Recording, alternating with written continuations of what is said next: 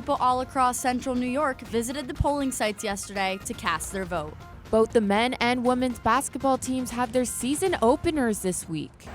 And today, central New York is experiencing the lowest temperatures for the upcoming week. That story and more here on Mornings on the Hill.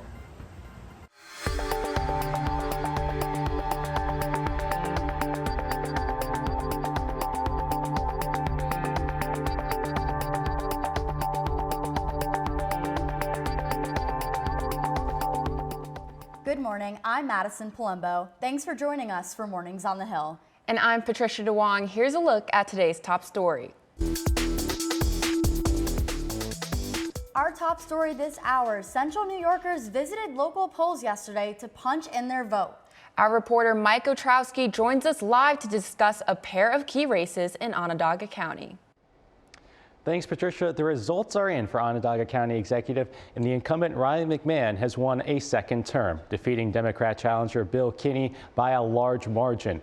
McMahon celebrated his victory late last night at the Destiny Embassy Suites Hotel.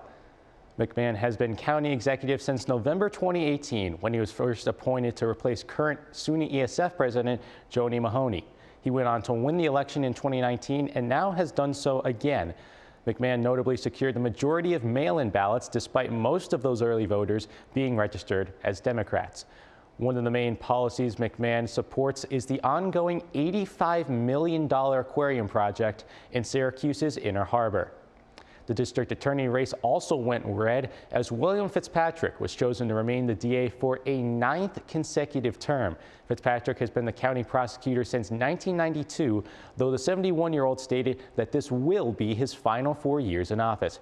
Challenger Chuck Keller, who also ran against Fitzpatrick in the last election, nearly had the support of the Conservative Party before Christine Varga won a late primary vote in June to set up a three-way race. Additionally, 2 statewide ballot propositions, both dealing with debt limits, were passed with over 60% of votes in agreement. Local voters also passed a proposition that gives subpoena power to the Syracuse City Auditor. Reporting live, I'm Mike Ostrowski for Mornings on the Hill. Westcott residents stress the importance of voting on a local level. Our Whitney Williams joins us live to tell us what exercising the right to vote means to the Westcott community. Thanks, guys. So we had longtime voters and newcomers alike gathered yesterday at Irwin First United Methodist Church from as early as 6:30 in the morning. Sisters Katie and Julianne Shelton say they do everything together, and that includes voting. They recently moved to the Westcott neighborhood, and they are determined to exercise their rights to vote at any chance they get in their new community. Our voices and, our tax dollars go to support a lot of things, and if we're not determining, who's in charge of that and, taking the best care with that, the best we can do is try and put people in charge that will do things that we find important. Election day is also important to longtime residents like Don Hughes. I think it should be a holiday. He's been living and voting in the Westcott community for the past 37 years. I vote every election day because it's the foundation of our democracy.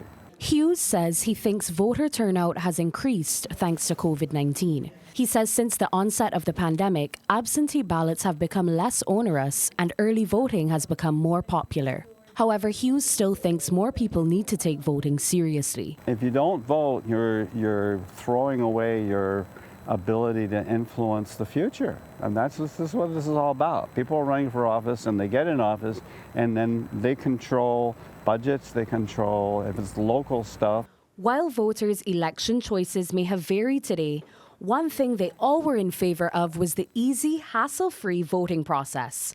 And of course, the on-site donuts. For NCC News, I'm Whitney Williams. Well, that was the scene here. Our reporter Sydney Supley was also at the polling stations yesterday from as early as 6 a.m. Sydney, how about you? What was happening at your polling station? Thanks, Whitney. As the sun comes up, another opportunity rises for people to exercise their vote. And from the village of Liverpool, Buckley Road Baptist Church opened their doors to give people an opportunity to have their voice, or in this case, their vote, be heard. Election day in New York is a busy one as residents make the effort to vote early. For elementary teacher Pam Gotti, she is voting not only for her own good, but to inspire the next generation of voters later that morning.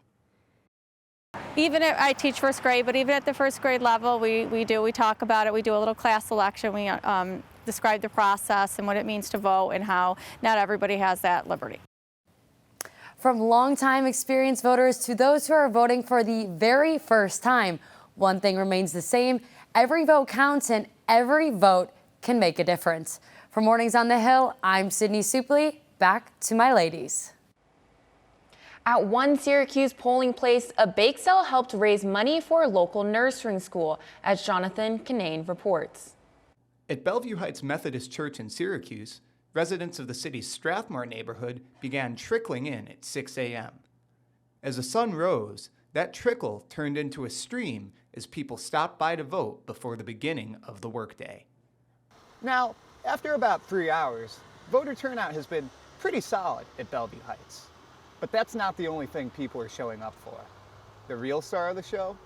The bake sale.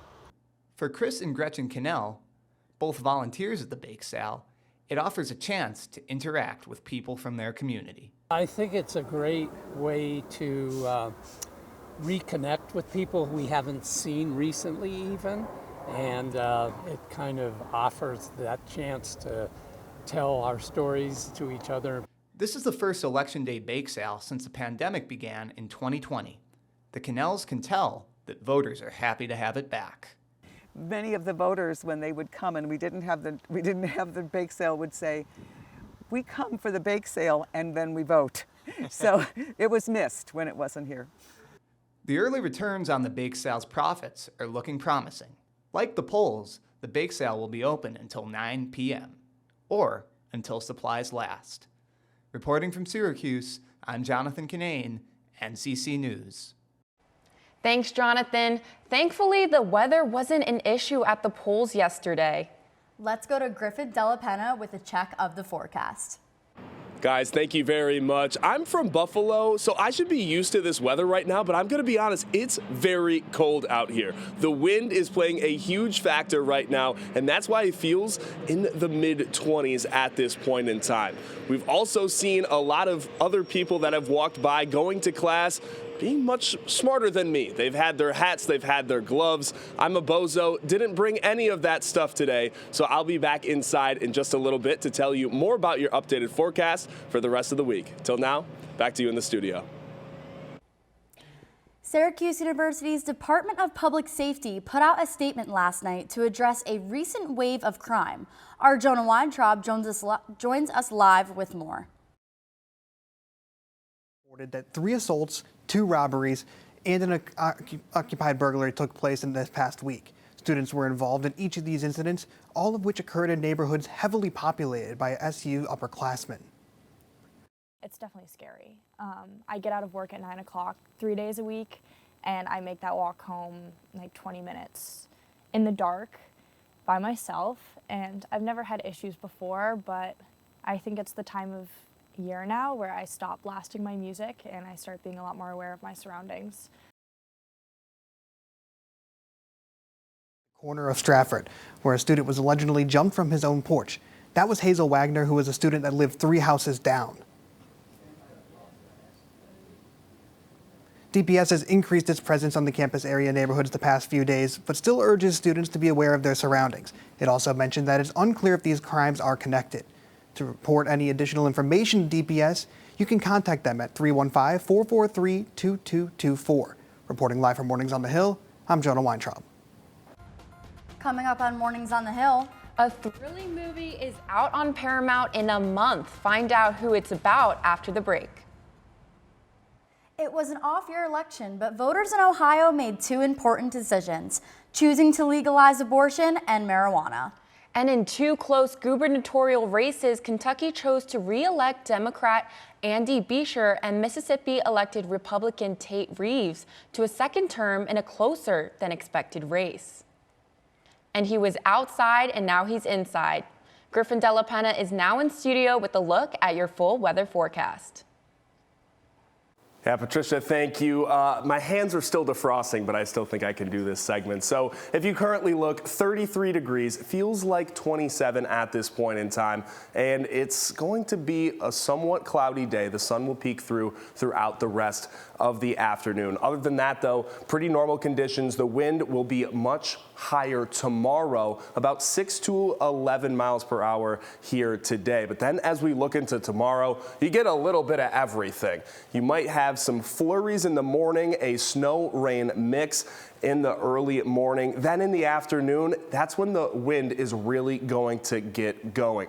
Upwards to 41 miles an hour tomorrow around noon, and that's going to be very crucial for the rest of Syracuse as it is a wind tunnel, which I just experienced. Then looking at the 5-day forecast, not a whole lot of sun for the rest of the week. Other than that, though, you're still going to see potentially some other days with some rain, and we'll see in the upcoming weekend as well. Sunday, we'll have at least a 40-degree day with some sunshine, and throughout the rest of the weekend, not a whole lot of rain either. So that's our current weather forecast, and I'll send it back to Madison and Patricia. The king of pop, Michael Jackson, is making a spectacular comeback from beyond the grave. And this comeback is coming from beyond the grave. Jaleese joins us live with more. Jaleese? That's right, ladies. Get ready to spin not just your records, but your world, because the Michael Jackson documentary, Thriller 40, is on the way. In the thrilling world of music business, two things stand out like shining stars. It's been a jaw-dropping 40 years since Michael Jackson's game-changing album Thriller sent shockwaves through pop music universe. And now get ready, because this documentary, one of the best-selling albums of all time, is packing a punch with never-before-seen footage. But that's not all. It's also serving a sizzle interviews with legendary artists like Usher, Mary J. Blige, will.i.am, Mark Ronson, and a galaxy of other music artists. They spill all the tea on the music behind Thriller and its monumental impact on the music industry. So get ready to moonwalk down memory lane, because Thriller 40 drops on December 2nd exclusively on Paramount and Showtime. Don't miss out. It's going to be one Thriller night you won't forget. Jaleese Leanne for Mornings on the Hill. Coming up on Mornings on the Hill, both SU basketball teams got off to a good start in their season openers.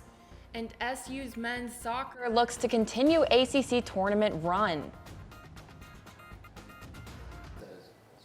Welcome back to Mornings on the Hill. I'm Kalia Butler, and this is your sports update.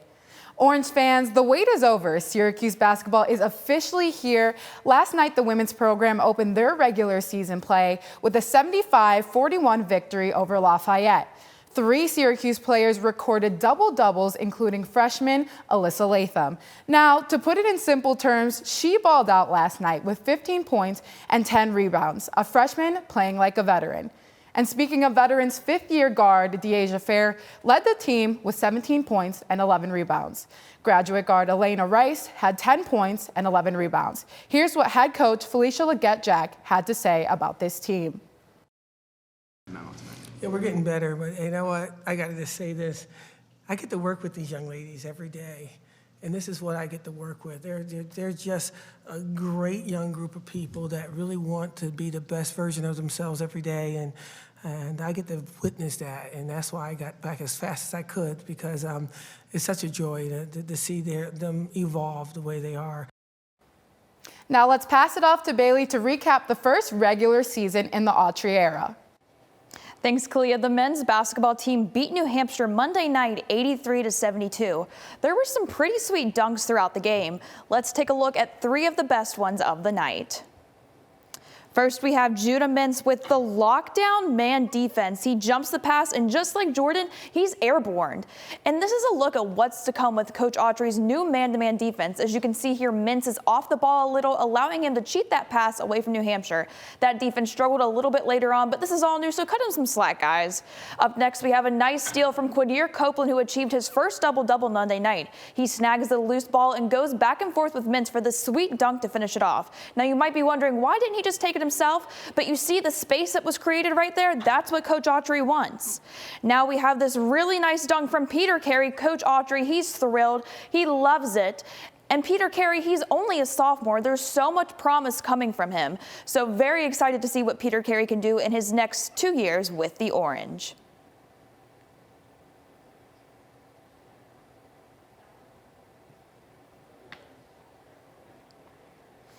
Now tonight, the Orange will take on the Golden Griffins of Canisius at 7 p.m. at the JMA Wireless Dome. They'll need to improve their shot selection and defense if they plan on winning this game. Just asked our weather boy, Griffin De La Pena, a Canisius undergrad who actually was named after the mascot. Maybe I'll name my kid after Otto. Let's head to Emily Coffey, who has a men's soccer update. Emily? Thanks, Bailey. Orange men's soccer is back in the ACC semifinals for the second year in a row after defeating Virginia in penalty kicks last Sunday in Charlottesville. This team is no stranger to the ACC tournament as they are the reigning champs. Coach Ian McIntyre agrees that this team is ready for the challenge ahead. I would hope that our experiences from last year gives us wisdom as a group of players, as a coaching staff, and look, we've got a lot of maturity in our locker room, even for the guys coming in. But there's nothing. Playing in ACC tournament matches are different, and that emotion, that intensity, and to have those kind of veterans. Noah Singelman, just played his 90th college soccer match. Such valuable experience, not just on the pitch, but off the pitch as well. So we've benefited from the older guys leading by example. But as I said, not just on the soccer field, in the locker room as well. The Orange face North Carolina tonight, a team SU beat a few weeks back in Chapel Hill. The match will air live on ACC Network at 6. If Syracuse wins this game, they will advance to the ACC Championship to face either Louisville or Clemson. That match will take place on Sunday at noon. That's all for your sports update on Mornings on the Hill. Coming up,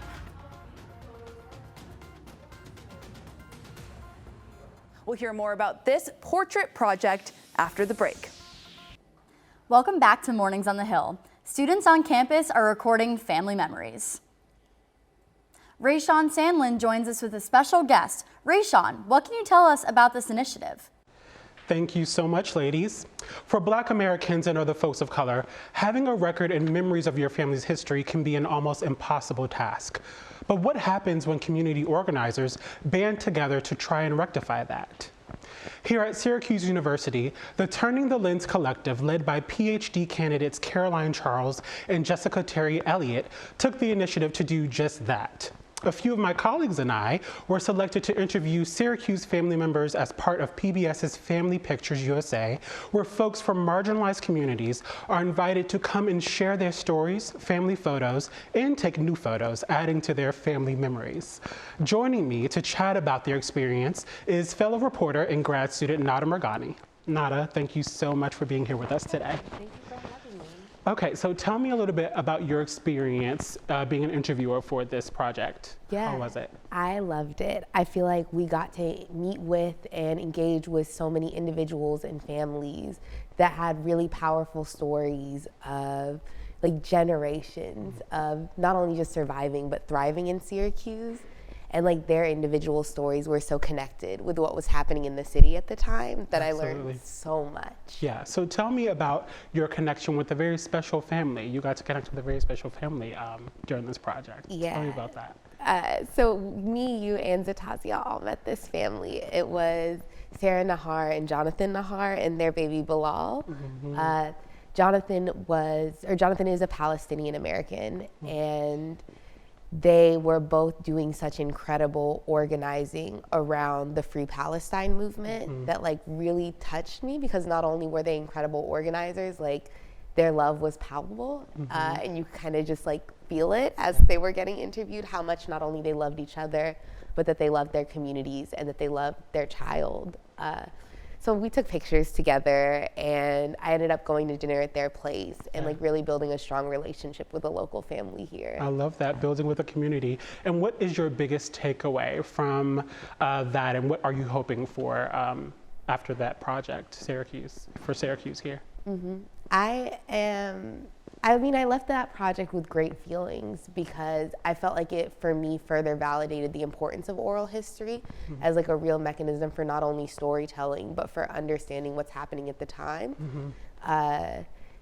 the folks with the Family Histories Project did a really great job of letting us know like that in traditional white-led research spaces, oral history and lived experience don't hold the same kind of value that say like case studies or qualitative data has. Oh. But this experience showed me that it's just as valuable, if not more so, to the research process. Absolutely. Thank you so much for being here with us today, Nada. Thank you for having me. Yes, absolutely. So Family Pictures will hold an exhibition event on November the 15th in the Byrd Library here on campus, and Family Pictures USA, hosted by Thomas Allen Harris, can be streamed on PBS. Back to you, ladies. Thank you so much. As holiday season rolls around, we are upcoming cuffing season. And if you're single in Syracuse, you're in luck. Zumper online rental marketplace came out with the list for the top 100 cities to be a single. Syracuse came in at number 44 for the rest of New York State. Buffalo made number 35 and Rochester was number 23. Finally this morning, you probably couldn't tell, but today was a stressful day for many of our fellow grad students. About an hour ago, the registration window for classes opened. This is when we are allowed to register for classes next semester. The stress comes from trying to navigate a system that is a little too slow to respond. In those few moments, there is a lot of stress in terms of which classes are open and which ones are not. Gratefully, most of us got the classes we needed for the next semester. Let me tell you, I don't agree with that recent poll of Syracuse being the #1 city to be single in, because let me tell you, a night out on the town is not that exciting. Well, I'm glad I don't need to deal with that. You can count me out of those statistics right there, Madison. That is going to do it for us this Wednesday here on Mornings on the Hill. I'm Madison Palumbo. Follow us on social media. I'm Patricia DeWong. Thanks for watching Orange Nation. We'll see you next Wednesday, live at